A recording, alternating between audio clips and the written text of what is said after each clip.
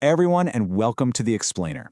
Today we're diving into a really fascinating case study about the one finite resource every single one of us shares, but, we utilize very, very differently. And of course, I'm talking about time. We're going to look at how two individuals starting at the exact same starting line end up with vastly different outcomes. And honestly, it completely proves why the old saying, time is money, barely even scratches the surface of its true value. So, right off the bat, I want you to be totally honest with yourself here. What do you actually do when you have a day off, but there is a major deadline just looming over you? We have all been there, right? It's a classic dilemma. You've got an entire Sunday stretching out in front of you. You want to relax, you want to recharge, maybe binge some TV or hang out with friends. But in the back of your mind, there's a test or a project or a massive work presentation due first thing Monday morning. How you answer this specific question essentially dictates your entire trajectory for success. And to really explore this, we're going to break down a story featuring two totally distinct approaches to this exact problem. All right, let's jump into Section 1. A tale of twins, identical start, opposite choices. Meet Sonu and Monu, brothers who are facing the exact same Monday tests and Tuesday projects. Now, despite sharing the exact same environment and having incredibly supportive parents, their foundational habits are just polar opposites. Take a look at this. Sonu wakes up early, bathes, and tackles the hardest task right away, studying for his Hindi test. He is actively practicing delayed gratification. Monu, on the other hand, well, he wakes up early too, but he immediately goes out to play bat ball, coming back completely sweaty and demanding breakfast while just totally ignoring his responsibilities. Basically, Sonu is proactive, Monu is incredibly reactive. Which brings us to Section 2, Sunday, Contrasting Choices. Just look at this timeline. It is wild how it brilliantly illustrates the compounding effect of these little micro-decisions over just a few hours. In the morning, Sonu secures his knowledge, while Monu exerts all his energy on sports. By the afternoon, Sonu pivots right into his English project, while Monu, you guessed it, chooses to just zone out and watch TV. By the time evening rolls around, Sonu's future for the week is totally secured, while Monu wanders back in, still unbathed, holding a bat, with absolutely zero preparation done.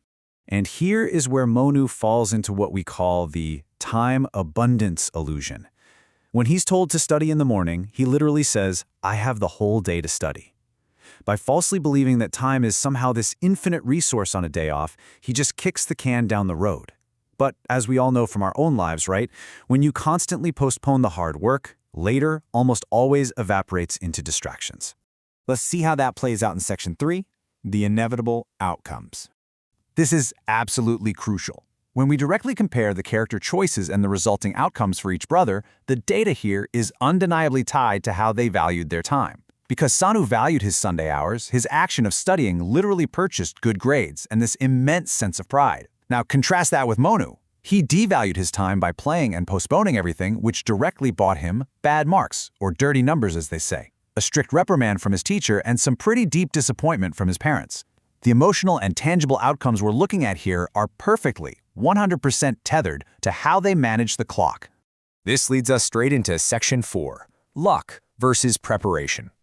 So, the consequences hit, and what is Monu's reaction? He says, "What should I do? My luck is going bad." Okay, stop right there. Monu is entirely relying on an external locus of control.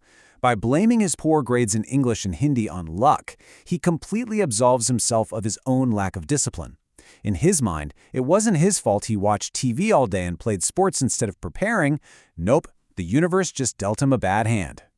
Fortunately, his father, Mohit, steps in to systematically debunk this excuse with just a profoundly powerful truth. He tells him, "We are taught to make our own luck." He points out the undeniable, plain reality that both twins had the exact same 24 hours. Preparation is simply the vehicle that delivers what we mistakenly call luck. The person who constantly postpones work for tomorrow is never, ever going to progress in life. And that brings us to Section 5, the value of time. Distilling the father's message down, these core takeaways are super actionable for all of us. Number 1, do not postpone work for tomorrow because tomorrow is literally the thief of progress. Number 2, complete your tasks before relaxing so your downtime is actually guilt-free. 3, remember that preparation completely dictates your luck. And finally, proper time management is the only reliable path to actual progress. It's a simple formula for sure, but executing it, well, that requires deliberate, everyday focus. But the story doesn't end on a sour note. It actually ends on a really great note of growth. Monu realizes his mistakes, and he makes a commitment. He says, "From today onwards, I will follow the time so that you can be proud of me." This proves that time management isn't some innate genetic trait you're just born with. It's absolutely a learned behavior. Anyone, at literally any point, can recognize their poor habits, drop the tired excuses about bad luck, and learn to truly value their time. So I'll leave you with this. Will you make your own luck tomorrow? Think about it. When you're handed your very next block of unstructured free time, are you going to secure your future and truly earn your relaxation? Or are you going to just hope that luck magically bails you out of a total lack of preparation? The choice is entirely yours, but the clock is ticking.